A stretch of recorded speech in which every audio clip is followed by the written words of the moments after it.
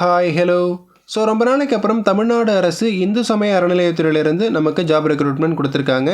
என்னென்ன வேகன்சி இருக்குது அப்படின்னு பார்த்தீங்கன்னா, இளநிலை உதவியாளர், சீட்டு விற்பனை எழுத்தர், டிக்கெட் செல்லர் அப்படின்னு சொல்லுவோம். அதே மாதிரி பதிவரை எழுத்தர், ரெக்கார்ட் கிளர்க்கு, துப்புரவு பணியாளர், இந்த மாதிரி 4 கேட்டகரியில் நமக்கு வந்து வேகன்சிஸ் கொடுத்துருக்காங்க. இந்த வேலைக்கு நீங்கள் அப்ளிகேஷன் ஃபார்ம் எப்படி ஃபில்அப் பண்ணணும், அப்ளிகேஷன் ஃபார்மோட என்னென்ன சர்டிஃபிகேட்லாம் இணைச்சு அனுப்பணும், எல்லாமே நான் இந்த வீடியோவில் ரொம்ப டீட்டெயிலாக சொல்லியிருக்கேன். ஓகேங்களா? ஸோ இந்த ரெக்ரூட்மெண்ட் எங்கேருந்து கொடுத்துருக்காங்க அப்படின்னு பார்த்தீங்கன்னா, அருள்மிகு பட்டீஸ்வர சுவாமி திருக்கோயில், கோவை மாவட்டம். ஓகேங்களா? இந்த திருக்கோவிலிருந்து தான் இந்த ரெக்ரூட்மெண்ட் கொடுத்துருக்காங்க. இந்த வேலைவாய்ப்புக்கான அஃபிஷியல் அப்ளிகேஷன் ஃபார்ம். இந்த அப்ளிகேஷன் ஃபார்மை தான் நீங்கள் எப்படி ஃபில்அப் பண்ணணும் அப்படிங்கிறது நம்ம இந்த வீடியோவில் பார்க்க போகிறோம். ஓகேங்களா? வீடியோவை ஒரு செகண்ட் கூட ஸ்கிப் பண்ணாமல் ஃபுல்லாக பாருங்கள். நிறைய டீட்டெயில்ஸ் இந்த வீடியோவில் நான் சொல்லியிருக்கேன். இந்த ஜூனியர் அசிஸ்டன்ட் வேகன்சியை பொறுத்த வரைக்கும் நம்ம டிஎன்பிஎஸ்சி எக்ஸாம் எழுதி பாஸ் பண்ணி அதுக்கப்புறமா நம்மளை வந்து அப்பாயின்மெண்ட் பண்ணுவாங்க. இப்போதைக்கு இந்த வேகன்சி டைரக்ட் ரெக்ரூட்மெண்ட்டாகவே கொடுத்துருக்காங்க. எக்ஸாம் எதுவுமே கிடையாது. டைரெக்டாகவே நம்ம வந்து ஜூனியர் அசிஸ்டன்ட் கேட்டகரியில் நம்மளை வந்து அப்பாயின்மெண்ட் பண்ண போகிறாங்க. ஸோ அப்ளிகேஷன் ஃபார்மை நம்ம ஃபில்அப் பண்ணுறதுக்கு முன்னாடி இப்போ தான் நம்ம சேனலுக்கு ஃபர்ஸ்ட் டைம் வரீங்க அப்படின்னா மறக்காமல் சப்ஸ்கிரைப் பண்ணி உங்கள் டிஸ்ட்ரிக்ட் நேமை கமெண்ட்டில் சொல்லுங்கள். உங்கள் டிஸ்ட்ரிக்டான ரெக்ரூட்மெண்ட் வரும்போது இதே மாதிரி நான் அப்டேட் பண்ணுறேன். ஸோ இப்போது இந்த அப்ளிகேஷன் ஃபார்மை நீங்கள் எப்படி ஃபில்அப் பண்ணுறது அப்படிங்கிறத நம்ம பார்க்கலாம். இதுதான் பார்த்தீங்கன்னா அஃபிஷியல் அப்ளிகேஷன் ஃபார்மு. இந்த அப்ளிகேஷன் ஃபார்மை நீங்கள் எப்படி டவுன்லோட் பண்ணணும் அப்படின்னா டிஸ்கிரிப்ஷனில் நான் லிங்க் கொடுத்துருக்கேன். ஓகேங்களா? டிரைவ் லிங்க் உங்களுக்கு அவைலபிளாக இருக்கும். அதை கிளிக் பண்ணிங்கன்னா நீங்கள் வந்து டேரெக்டாகவே டவுன்லோட் பண்ணிக்கலாம். ஃபஸ்ட்டு பாருங்கள், நம்ம என்ன போஸ்டிங்க்கு அப்ளை பண்ண போகிறோமோ அந்த போஸ்டிங் நேமு. ஆல்ரெடி சொல்லியிருக்கேன், 3 கேட்டகரியில் நமக்கு வந்து வேகன்சிஸ் கொடுத்துருக்காங்க. இளநிலை உதவியாளர், சீட்டு விற்பனையாளர், ரெக்கார்ட் கிளர்க்கு. ஓகேங்களா? நீங்கள் என்ன போஸ்டிங்க்கு அப்ளை பண்ணுறீங்களோ அந்த போஸ்டிங் நேம் எழுதிக்கோங்க. மேலே உங்களுடைய பாஸ்போர்ட் சைஸ் ஃபோட்டோ மறக்காமல் ஒட்டிக்கோங்க. அடுத்து பார்த்தோன்னா நேம் கேட்டிருக்காங்க. உங்களுடைய பெயர் மார்க் ஷீட்டில் எப்படி இருக்கோ அதே மாதிரி எழுதிக்கோங்க. எல்லாமே பேசிக் டீட்டெயில்ஸாக தான் கேட்டிருக்காங்க. அதனால் நான் கொஞ்சம் ஃபாஸ்ட்டாக சொல்கிறேன். ஸோ முக்கியமானது என்னென்ன கேட்டிருக்காங்களோ அதை மட்டும் நான் உங்களுக்கு புரிகிற மாதிரி எக்ஸ்பிளைன் பண்ணுறேன். அடுத்து பார்த்தோன்னா நம்மளுடைய தந்தை பெயர், கணவர் பெயர் அல்லது பாதுகாவலர் பெயர் கேட்டிருக்காங்க. ஸோ நீங்கள் கரெக்டாக எழுதிக்கோங்க. அடுத்து பர்மனெண்ட் அட்ரஸ். உங்களுடைய பர்மனெண்ட் அட்ரஸ் என்னவோ, door number, street name, area, district, taluka வரைக்கும் கரெக்டாக எழுதிக்கோங்க. அடுத்து பார்த்தீங்கன்னா 12 டிஜிட் ஆதார் நம்பர் கேட்டிருக்காங்க. ஆதார் கார்டை பார்த்து உங்களுடைய நம்பர் எழுதிக்கோங்க. பாலினம் ஆணா பெண்ணா, நீங்கள் ஆணா பெண்ணா அப்படிங்கிறத எழுதிக்கலாம். இருபாலருமே அப்ளை பண்ணலாம். ஆண்கள் மட்டும்தான் அப்ளை பண்ணலாம் அப்படிங்கிறதெல்லாம் கிடையாது. ஆண்னா ஆண் எழுதிக்கோங்க, பெண்ணுன்னா பெண்ணு நீங்கள் எழுதிக்கலாம். அடுத்து பார்த்தோன்னா திருமணம் ஆனவரா. ஸோ திருமணம் ஆனவங்களும் அப்ளை பண்ணலாம், ஆகாதவங்களும் அப்ளை பண்ணலாம். ஆம்னா ஆம் எழுதுங்க, இல்லை அப்படின்னா இல்லைன்னு எழுதிக்கோங்க. நெக்ஸ்ட்டு பாருங்கள், கம்யூனிட்டி டீட்டெயில்ஸ் நம்மக்கிட்ட கேட்டிருக்காங்க. உங்களுடைய கம்யூனிட்டி டீட்டெயில் ஃபஸ்ட்டு நீங்கள் பொது பிரிவினர் அப்படின்னா பொது பிரிவினர் அப்படிங்கிறத எழுதிக்கலாம். பிசி கேட்டகரினா பிசி, எம்பிசினா MBC, ST, SC and ST எந்த கேட்டகரியில் நீங்கள் வரீங்களோ அதை எழுதிக்கோங்க. அடுத்தது உங்களுடைய மதம். கண்டிப்பாக இந்து மதத்தினர் மட்டும்தான் அப்ளை பண்ணணும். ஓகேங்களா? இந்து சமய அறநிலையத்துறையிலேருந்து கால்ஃபர் பண்ணுற எல்லா போஸ்டிங்க்கும் இந்து மதத்தினர் மட்டும்தான் அப்ளை பண்ணணும். அதனால் இந்து அப்படிங்கிறத நீங்கள் எழுதிக்கோங்க. நீங்கள் வந்து கிறிஸ்தவர் அல்லது முஸ்லீம் கம்யூனிட்டியை சேர்ந்தவங்க அப்படின்னா கண்டிப்பாக நீங்கள் வந்து அப்ளை பண்ண முடியாது. அடுத்து பாருங்கள், பிறந்த தேதி மற்றும் வயது. நம்மளுடைய டேட் ஆஃப் பர்த் கேட்டிருக்காங்க. ஸோ டேட் ஆஃப் பர்த்து பக்கத்துலேயே பார்த்தீங்கன்னா உங்களுடைய ஏஜ் என்னவோ அதை எழுதிக்கோங்க. ஓகேங்களா? ஸோ அடுத்தது பார்த்தோன்னா கல்வி தகுதி, நம்மளுடைய குவாலிஃபிகேஷன் டீட்டெயில். எல்லா வேகன்சிக்குமே மினிமம் நீங்கள் 10வது படிச்சிருந்தாலே போதும். வேறு எந்த எக்ஸ்ட்ரா குவாலிஃபிகேஷனுமே அவங்க வந்து கேட்கல. ஓகேங்களா? மினிமம் நீங்கள் வந்து 10வது பாஸ் பண்ணியிருந்தீங்கனாலே கண்டிப்பாக இந்த வேகன்சிக்கு அப்ளை பண்ணிக்கலாம். அதனால் 10th தான் ப்ரோ நான் படிச்சிருக்கேன் அப்படின்னா 10ங்கிறது எழுதிக்கோங்க. இல்லை ப்ரோ நான் 12th வரைக்கும் படிச்சிருக்கேன் அப்படின்னா 12th மென்ஷன் பண்ணுங்கள். டிகிரி படித்தவங்க உங்களுடைய டிகிரி என்னவோ, இல்லை நான் டிப்ளமோ படிச்சிருக்கேன் அப்படின்னா டிப்ளமோவை நீங்கள் வந்து மென்ஷன் பண்ணிக்கலாம். நெக்ஸ்ட்டு தொழில்நுட்ப தகுதிகள். ஓகேங்களா? இப்போ தான் பார்த்தீங்கன்னா புதுசாக நம்மக்கிட்ட கேட்குறாங்க, உங்ககிட்ட டைப் ரைட்டிங் ஏதாவது இருந்தது அப்படின்னா நீங்கள் எழுதலாம். ஓகேங்களா? நிறைய பேர் டைப் ரைட்டிங் கம்ப்ளீட் பண்ணியிருப்பீங்க. தமிழ் தட்டச்சு இளநிலையா முதுநிலையா அப்படிங்கிறது எழுதிக்கோங்க. அதே மாதிரி ஆங்கிலம் தட்டச்சு இளநிலைனா இளநிலை எழுதிக்கலாம், இல்லை முதுநிலைனா முதுநிலை எழுதிக்கலாம். என்கிட்ட தொழில்நுட்ப தகுதிகள் எதுவுமே இல்லை ப்ரோ, 10வது மட்டும்தான் நான் படிச்சிருக்கேன் அப்படின்னா சின்னதாக ஹைஃபன் போட்டுக்கோங்க, ஒன்றும் பிரச்சனை கிடையாது. அடுத்து பார்த்தோன்னா இதர தகுதிகள், எக்ஸ்ட்ரா குவாலிஃபிகேஷன் ஏதாவது கேட்டிருக்காங்க. உங்களுக்கு ப்ரீவியஸாக ஏதாவது ஒர்க் எக்ஸ்பீரியன்ஸ் இருக்குது, இல்லை வேறு ஏதாவது குவாலிஃபிகேஷன் இருக்குது அப்படின்னா இந்த இடத்துல நீங்கள் எழுதலாம். அப்படி இல்லைனா கோடு போட்டுக்கோங்க. அடுத்து பார்த்தீங்கன்னா எக்ஸ்பீரியன்ஸ் டீட்டெயில். இதுவும் சேம் அதே மாதிரி தான் கேட்டிருக்காங்க. வேறு ஏதாவது எக்ஸ்பீரியன்ஸ் இருந்ததுன்னா நீங்கள் எழுதலாம், இல்லைனா இதே மாதிரி சின்னதாக ஒரு ஹைஃபன் போட்டுக்கோங்க. அடுத்து இது பார்த்தீங்கன்னா அப்ளிகேஷனோட செகண்ட் பேஜ். மொத்தம் 2 பேஜ் அப்ளிகேஷன் கொடுத்துருக்காங்க. இதில் என்ன கேட்டிருக்காங்க அப்படின்னா, ஸோ இந்து சமய அறநிலையத்துறையில் நீங்களோ உங்களுடைய ரிலேட்டிவோ ஓகேங்களா யாராவது ஒர்க் பண்ணுறாங்களா அப்படிங்கிறத கேட்டிருக்காங்க. ஸோ ஆம்னா ஆம் எழுதுங்க. மேக்ஸிமம் யாருக்கும் இருக்காது, அதனால் எல்லாமே நீங்கள் வந்து ஹைஃபன் போட்டுக்கோங்க. இந்த ஏ வரையும் பார்த்தீங்கன்னா ஹைஃபன் போட்டுக்கோங்க. அடுத்து காலம் நம்பர் 14. ஸோ இதுதான் பார்த்தீங்கன்னா ரொம்ப முக்கியமானது. நம்ம இந்து சமய அறநிலையத்துறைக்கு மட்டும் கம்பல்சரி கேட்கக்கூடிய இந்த 14, 15 பார்த்தீங்கன்னா கம்பல்சரி நம்மக்கிட்ட கேட்பாங்க. ஃபஸ்ட்டு பாருங்கள், நன்னடத்தை சான்று, காண்டாக்ட் சர்டிஃபிகேட் அப்படின்னு சொல்லுவாங்க. நீங்கள் லாஸ்ட்டாக படித்த ஸ்கூல், காலேஜ் ரெண்டுலேயுமே நீங்கள் வந்து உங்களுக்கு வந்து கம்பல்சரி கொடுத்துருப்பாங்க. ஸ்கூலில் நன்னடத்தை சான்று அப்படிங்கிறது கொடுத்துருப்பாங்க, அப்படி இல்லைன்னா காலேஜ்லேயும் கொடுத்துருப்பாங்க. உங்ககிட்ட எந்த சர்டிஃபிகேட் இருக்கோ அதை நீங்கள் எழுதி இணைத்துள்ளேன் அப்படிங்கிறது எழுதுங்க. ஸ்கூலில் வாங்கினது தான் ப்ரோ என்கிட்ட இருக்குது அப்படின்னா பள்ளி அப்படின்னு போட்டு இணைத்துள்ளேன்னு போட்டுங்க. இல்லை ப்ரோ காலேஜில் வாங்கினது என்கிட்ட இருக்குது அப்படின்னா கல்லூரி அப்படின்னு போட்டு இணைத்துள்ளேன் அப்படிங்கிறத போட்டுக்கோங்க. ரெண்டுமே இருக்குது அப்படின்னாலும் ஒன்றும் பிரச்சனை இல்லை, பள்ளி, கல்லூரி இணைத்துள்ளேன் அப்படிங்கிறத எழுதிக்கோங்க. அடுத்து பார்த்தோன்னா, அரசிதழ் பதிவு பெற்ற அதிகாரியிடம் 1/11/24 பின்னர் பெறப்பட்ட நன்னடத்தை சான்று. ஓகேங்களா? ஸோ இதுவுமே பார்த்தீங்கன்னா ஒரு கவர்மெண்ட் கெசட்டட் ஆஃபீஸர்ஸ், நம்ம நிறைய வீடியோவில் சொல்லியிருக்கோம். இந்து சமய அறநிலையத்துறைக்கு எக்கச்சக்கமான வீடியோ நம்ம போட்டிருக்கோம். எல்லா வீடியோலையுமே இந்த கவர்மெண்ட் கெசட்டட் ஆஃபீஸரை பற்றி நம்ம வந்து சொல்லியிருக்கோம். ஓகேங்களா? ஸ்கூல் ஹெட் மாஸ்டர், அதாவது கவர்மெண்ட் ஸ்கூலில் வேலை பார்க்குற ஹெட் மாஸ்டரு, பிடி அசிஸ்டன்ட்ஸ் அப்படின்னு சொல்லுவாங்க, ஸ்கூலில் இருக்கிற பட்டதாரி ஆசிரியர்கள், அதே மாதிரி ப்ரொஃபஸர், காலேஜில் இருக்கிற ப்ரொஃபஸர்ஸு, ஹெச்ஓடி, காலேஜ் பிரின்சிபாலு, தென் பார்த்தோன்னா அக்ரிகல்ச்சரல் ஆஃபீஸர், இந்த மாதிரி க்ரீன் இங்கில் சைன் பண்ணுவாங்க. அவங்கக்கிட்ட நான் டிஸ்கிரிப்ஷனில் ஒரு லிங்க்கில் ஒரு சர்டிஃபிகேட் ஒன்று கொடுத்துருப்பேன். ஓகேங்களா? உங்களுக்கு நான் சைட்லேயும் டிஸ்பிளே பண்ணுறேன். ஸோ இந்த சர்டிஃபிகேட்டை பிரிண்ட் அவுட் எடுத்து அதில் நீங்கள் அட்டஸ்டேஷன் வாங்கி அதை ஜெராக்ஸ் எடுத்து சென்ட் பண்ணணும் அப்படிங்கிறத சொல்லியிருக்காங்க. ஸோ ஆம் இணைத்துள்ளேன் அப்படிங்கிறது போட்டுக்கோங்க. இல்லை ப்ரோ, இந்த சர்டிஃபிகேட் நிறைய பேர்கிட்ட ஓல்டு சர்டிஃபிகேட் இருக்கும், என்கிட்ட பழசு வாங்கினது இருக்குது ப்ரோ, நான் அதை அனுப்பலாமா அப்படின்னு கேட்பீங்க. ஸோ அதையும் நீங்கள் வந்து அனுப்பலாம். இவங்க வந்து டேட்டு மென்ஷன் பண்ணியிருக்காங்க. புதுசாக வாங்கி அனுப்புனீங்க அப்படின்னா உங்களுக்கு சேஃப்டி. இல்லை ப்ரோ என்னால் இப்போ புதுசு வாங்க முடியல அப்படிங்கிற பட்சத்தில் உங்கள் கிட்ட பழசு இருந்தால் கூட நீங்கள் வச்சு கண்டிப்பாக அனுப்பலாம். சேம் அதே தான் போலீஸ் வெரிஃபிகேஷன் சர்டிஃபிகேட்டுக்கும். போலீஸ் வெரிஃபிகேஷன் சர்டிஃபிகேட் பொறுத்த வரைக்கும் இது வந்து நீங்கள் வந்து ஆன்லைனில் அப்ளை பண்ணி வாங்கணும். ஆன்லைனில் நீங்கள் எப்படி அப்ளை பண்ணி வாங்கணும் அப்படிங்கிற டீட்டெயில் கம்ப்ளீட்டாக எக்ஸ்பிளைன் பண்ணி நான் வீடியோ போட்டிருக்கேன். அந்த வீடியோக்கான லிங்க்கும் உங்களுக்கு நான் டிஸ்கிரிப்ஷனில் கொடுத்துருக்கேன். ஸோ அதை பார்த்துட்டு நீங்கள் வந்து அப்ளை பண்ணி வாங்கி இதோட சென்ட் பண்ணலாம். போலீஸ் வெரிஃபிகேஷன் சர்டிஃபிகேட் வாங்குறதுக்கு பார்த்தீங்கன்னா ஒரு 3 to 1 வீக் வரைக்கும் ஆகும். ஓகேங்களா? 3 டேஸ்லேருந்து 1 வீக் வரைக்கும் ஆகும். ஸோ உங்ககிட்ட பழசு இருந்தது அப்படின்னா அதை கூட வச்சு நீங்கள் வந்து சென்ட் பண்ணலாம்.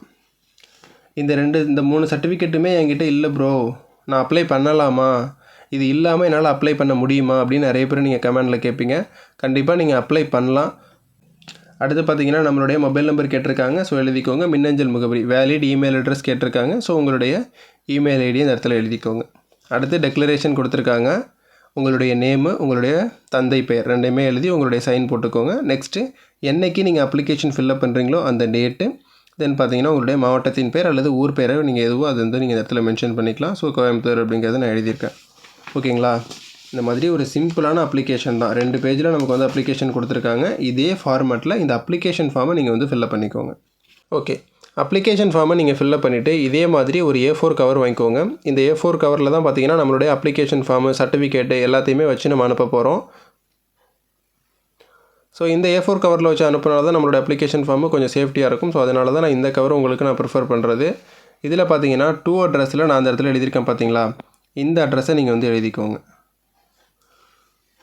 2 அப்படின்னு போட்டு, ஸோ இந்த அட்ரஸ் நோட்டிஃபிகேஷன்லேயே இருக்குது. நோட்டிஃபிகேஷனுக்கான லிங்க்கும் உங்களுக்கு டிஸ்கிரிப்ஷனில் இருக்கும். இந்த இடத்துல மென்ஷன் பண்ணி காமிச்சிருக்கேன் பாருங்கள். உதவி ஆணையர் செயல் அலுவலர், பட்டீஸ்வர சுவாமி திருக்கோயில், பேரூர். இதே அட்ரஸ் தான் பார்த்தீங்கன்னா நான் இந்த இடத்துல எழுதியிருக்கேன். ஸோ அப்படியே பார்த்து எழுதிக்கோங்க. அட்ரஸை எழுதிட்டு அட்ரஸ்க்கும் மேலே ஸோ இந்த இடத்துல நம்ம என்ன போஸ்டிங்க்கு அப்ளை பண்ண போகிறோமோ அந்த போஸ்டிங் நேமை வந்து நீங்கள் இந்த இடத்துல மென்ஷன் பண்ணணும். இப்போ இளநிலை உதவியாளருக்கு அப்ளை பண்ணுறீங்க அப்படின்னா இளநிலை உதவியாளர் அப்படிங்கிறத எழுதிக்கோங்க. ரெக்கார்ட் கிளர்க் அப்படின்னா ரெக்கார்ட் கிளர்க்கு. டிக்கெட் செல்லருக்கு நான் அப்ளை பண்ண போகிறோம் ப்ரோ அப்படின்னா அதை நீங்கள் இந்த இடத்துல எழுதிக்கலாம். நெக்ஸ்ட்டு லெஃப்ட் சைடில் நம்மளுடைய அட்ரஸ். ஸோ எல்லா வீடியோலையுமே நான் சொல்லியிருப்பேன், உங்களுடைய அட்ரஸ் மொபைல் நம்பரோட நீங்கள் வந்து எழுதணும். ஏன்னா அப்ளிகேஷன் அவங்க ரிசீவ் பண்ணும்போது ஏதாவது கொரி இருந்தால் கூட உங்ககிட்ட கால் பண்ணி வெரிஃபை பண்ணிவிட்டு அவங்க வந்து ரிசீவ் பண்ணிப்பாங்க. ஓகேங்களா? அதனால் கண்டிப்பாக இந்த இடத்துல உங்களுடைய மொபைல் நம்பரை நீங்கள் வந்து மென்ஷன் பண்ணுங்கள். ஸோ இதே ஃபார்மேட்டில் இந்த கவரை நீங்கள் வந்து ஃபில்அப் பண்ணிக்கோங்க. ஸோ அடுத்து பார்த்தீங்கன்னா நம்ம அப்ளிகேஷனோட வச்சு என்னென்ன சர்டிஃபிகேட்லாம் அனுப்பணும் அப்படிங்கிற டீட்டெயில் இந்த இடத்துல நான் ப்ரீஃபாக எழுதியிருக்கேன். ஓகேங்களா? ஸோ இந்த சர்டிஃபிகேட் நீங்கள் சென்ட் பண்ணாலே போதும். இதை தாண்டி வேறு எந்த எக்ஸ்ட்ரா சர்டிஃபிகேட்டுமே அவங்க வந்து கேட்க மாட்டாங்க கண்டிப்பாக. ஃபஸ்ட்டு பாருங்கள், நம்மளுடைய மார்க் ஷீட்டு 10th. இப்போ நான் 10வது வரைக்கும் தான் படிச்சிருக்கேன் ப்ரோ அப்படின்னா உங்களுடைய 10வது மார்க் ஷீட் நீங்கள் அனுப்புனீங்கன்னா போதும். நீங்கள் அந்த இடத்துல குவாலிஃபிகேஷனில் டிகிரியை மென்ஷன் பண்ணியிருந்தீங்க அப்படின்னா உங்களுடைய 10th சர்டிஃபிகேட்டு, 12th சர்டிஃபிகேட்டு, தென் பார்த்தீங்கன்னா டிகிரி சர்டிஃபிகேட் கண்டிப்பாக நம்ம வந்து அனுப்பணும். 3யுமே அனுப்பணும். ஓகேங்களா? அடுத்து டிசி ஜெராக்ஸ், ஏதாவது ஒரு டிசி ஜெராக்ஸ். கடைசியாக நீங்கள் டிசி எங்கே வாங்குனீங்களோ அந்த ஜெராக்ஸ் வச்சு அனுப்புனீங்கன்னா போதும். அடுத்ததாக பார்த்தோன்னா கம்யூனிட்டி சர்டிஃபிகேட். ஓகேங்களா. நம்மளுடைய கம்யூனிட்டி சர்டிஃபிகேட் ஜெராக்ஸு கம்பல்சரி வச்சு நம்ம அனுப்பணும். அடுத்தது உங்களுடைய ஆதார் ஐடி, ஓட்டர் ஐடி, தென் பார்த்தோன்னா ரேஷன் கார்டு ஜெராக்ஸ் 3யுமே வச்சு அனுப்புங்க. இல்லை ப்ரோ என்கிட்ட ஏதாவது ஒன்று தான் இருக்குது அப்படின்னா ஒன்று வச்சு அனுப்புனா கூட போதும். அடுத்து பார்த்தீங்கன்னா நான் ஆல்ரெடி சொல்லியிருக்கேன் பார்த்தீங்களா, கான்டாக்ட் சர்டிஃபிகேட் ஸ்கூலு காலேஜில் வாங்கினது இந்த சர்டிஃபிகேட் நீங்கள் வந்து அனுப்பணும்.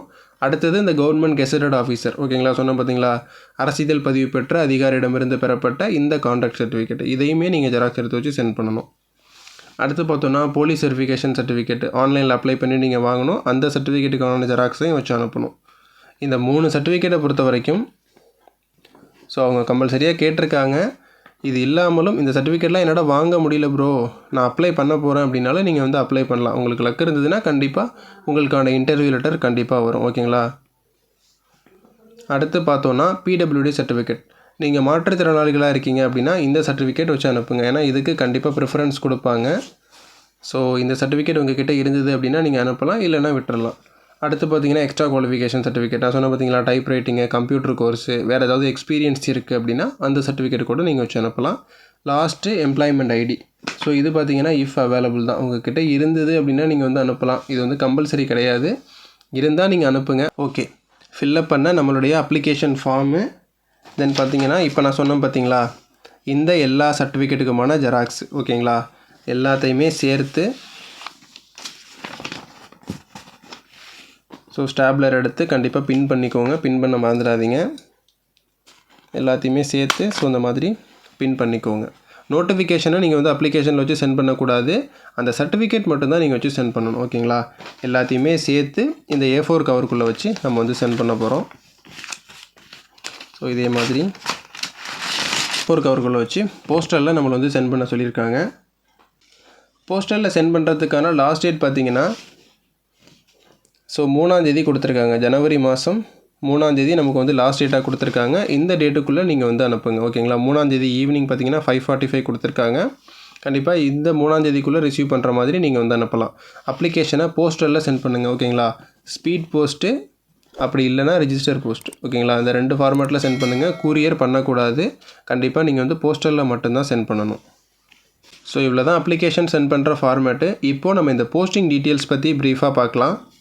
ஸோ நான் ஆல்ரெடி சொன்ன மாதிரி இதுதான் அஃபிஷியல் நோட்டிஃபிகேஷன். ஓகேங்களா. என்னென்ன வேகன்சிஸ் கொடுத்துருக்காங்க அப்படின்னா இளநிலை உதவியாளர், சீட்டு விற்பனை எழுத்தர், பதிவறை எழுத்தர், துப்புரவு பணியாளர், இந்த மாதிரி 4 கேட்டகரிக்கு நமக்கு வந்து வேகன்சி கொடுத்துருக்காங்க. இதில் ஃபஸ்ட்டு 3 கேட்டகரி பார்த்திங்கன்னா 10வது பாஸ் பண்ணியிருக்கணும். ஓகேங்களா. மினிமம் 10வது பாஸ் பண்ணியிருந்தால் நம்ம வந்து அப்ளை பண்ணிக்கலாம். துப்புரவு பணியாளருக்கு மட்டும் உங்களுக்கு தமிழில் எழுத படிக்க தெரிஞ்சிருந்தாலே போதுமானது அப்படிங்கிறத சொல்லியிருக்காங்க. எல்லாத்துக்கும் சேலரி கொடுத்துருக்காங்க பாருங்கள், 18,500லேருந்து 58,600 அப்படிங்கிறது சொல்லியிருக்காங்க. ஏஜ் லிமிட் என்ன ப்ரோ அப்படின்னு பார்த்தீங்கன்னா 18 வயதுலேருந்து 45 வயசுக்குள்ளே இருக்கிறவங்க அப்ளை பண்ண முடியும் அப்படிங்கிறத சொல்லியிருக்காங்க. நான் ஆல்ரெடி சொல்லியிருக்கேன், இந்து சமயத்தினர் மட்டும்தான் அப்ளை பண்ண முடியும். வேற்று மதத்தினர் பார்த்திங்கன்னா இந்த வேலைக்கு நம்ம வந்து அப்ளை பண்ண முடியாது. அதே மாதிரி யாரெல்லாம் அப்ளை பண்ணக்கூடாது அப்படிங்கிறத இந்த இடத்துல சின்னதாக கொடுத்துருக்காங்க. என்ன அப்படின்னா நம்ம மேலே ஏதாவது கேஸ் இருந்தது அப்படின்னா நம்ம அப்ளை பண்ண முடியாது. அதே மாதிரி நம்ம கடன் வாங்கி கோர்ட்டில் வந்து உங்களால் கடனை திருப்பி கட்ட முடியல அப்படின்னு சொல்லியிருந்தாங்க அப்படின்னா கோர்ட் வரைக்கும் போய் ரைட் ஆஃப் அப்படின்னு சொல்லுவோம். ஸோ அந்த மாதிரி ஏதாவது ப்ராப்ளம் இருக்குது, இஷ்யூ இருக்குது அப்படின்னா அவங்க அப்ளை பண்ண முடியாது அப்படிங்கிறத சொல்லியிருக்காங்க.